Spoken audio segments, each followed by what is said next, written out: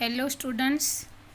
संस्कृत में हम आज 4th चैप्टर करेंगे जिसका नाम है हास्य योग, मतलब जॉक्स। जो हम जॉक्स करते हैं ना, तो यहाँ पे पिक्चर के साथ आपको दिया गया है।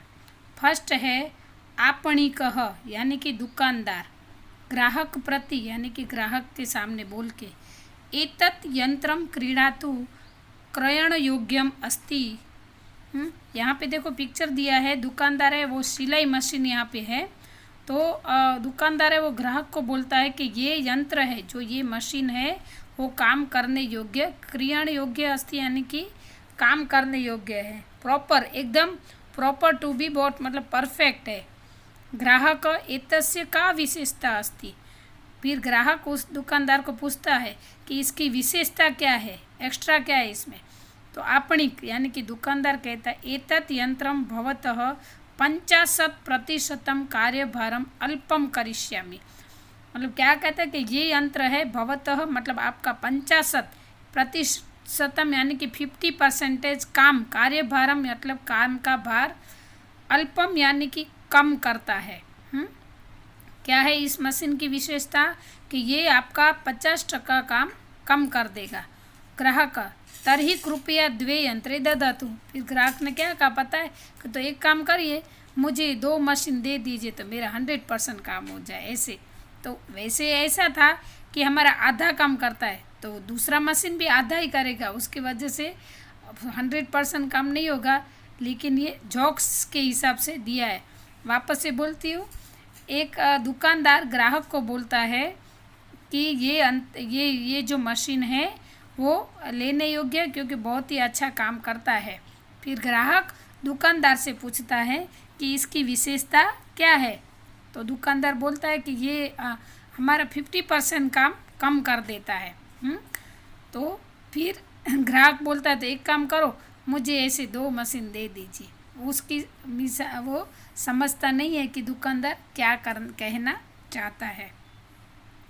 सेकेंड है शिक्षकः छात्रस्य गृह कार्यं दृष्ट्वा, मतलब टीचर स्टूडेंट्स का होमवर्क चेक करते हैं।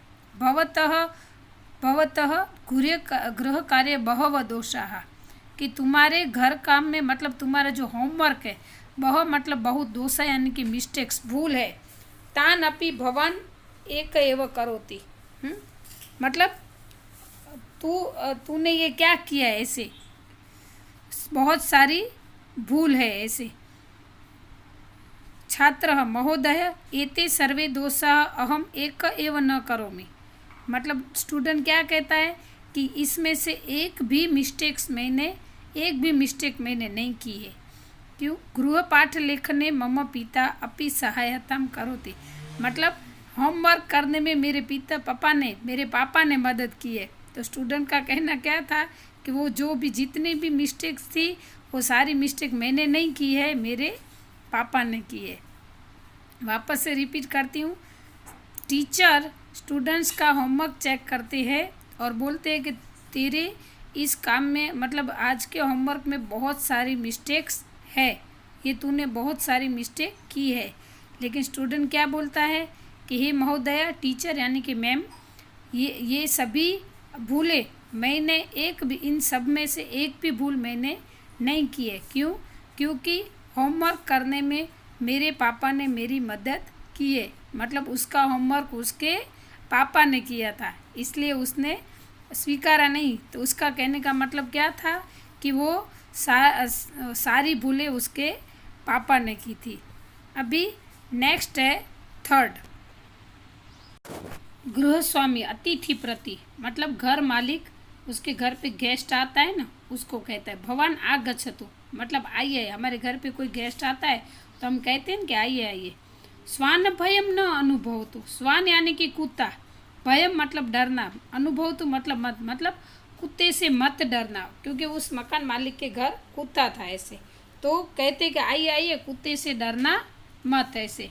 अतिथि मतलब जो गेस्ट आया है, किम सह न डरसति, मतलब क्यों वो काटता नहीं है।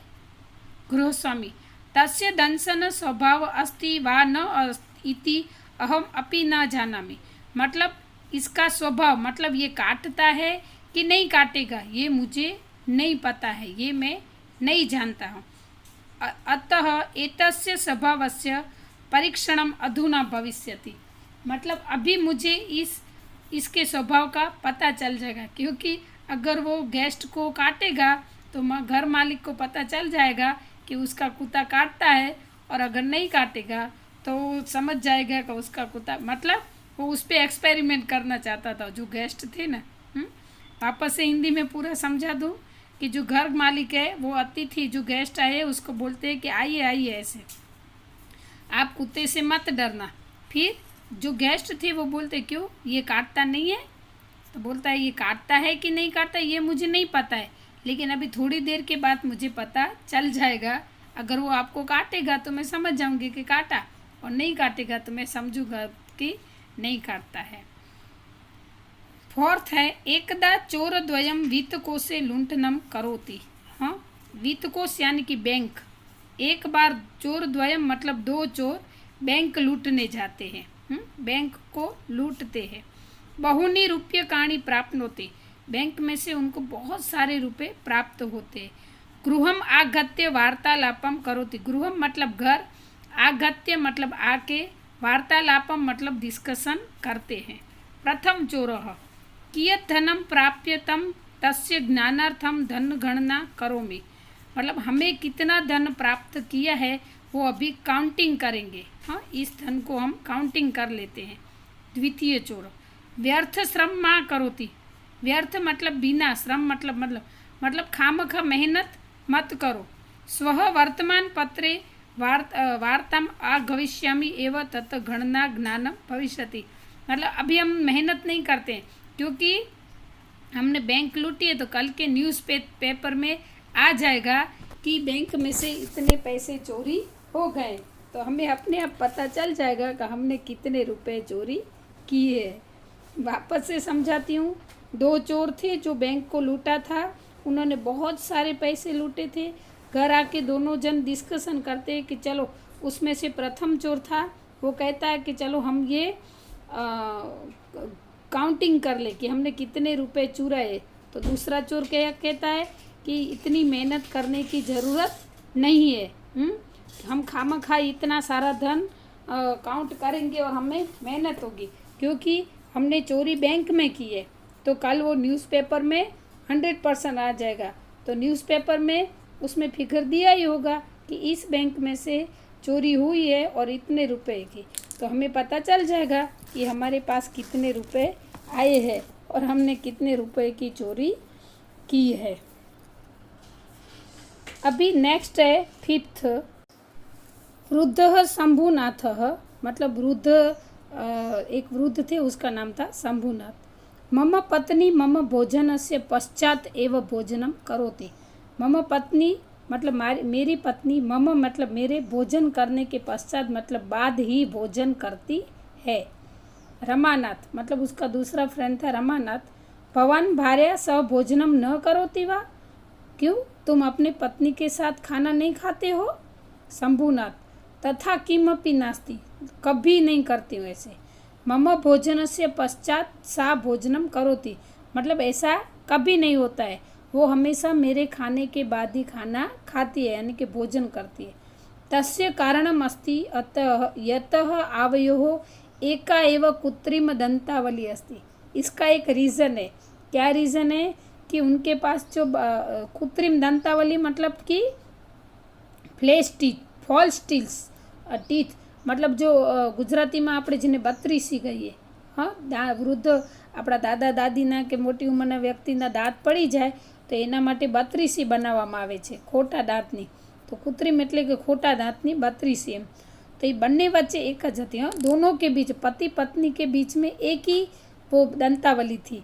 इसलिए पहले शंभुनाथ खाना खा लेता था, फिर वो साफ करके उसकी पत्नी लगाती थी और उसके बाद उसकी पत्नी खाती थी। तो इसका मतलब ये था कि वो कभी दोनों साथ में खाना नहीं खाते थे, क्योंकि दोनों के बीच में एक ही कृत्रिम दंतावली थी। हाँ स्टूडेंट्स, ये सब ये जॉक्स है, आपको पसंद आए होंगे, इसलिए मैंने आपको हिंदी में समझाने की कोशिश की है। आशा रखती हूँ आपको अच्छे से समझ में आ गया होगा। तो ये वीडियो यहाँ पे पूर्ण होता है।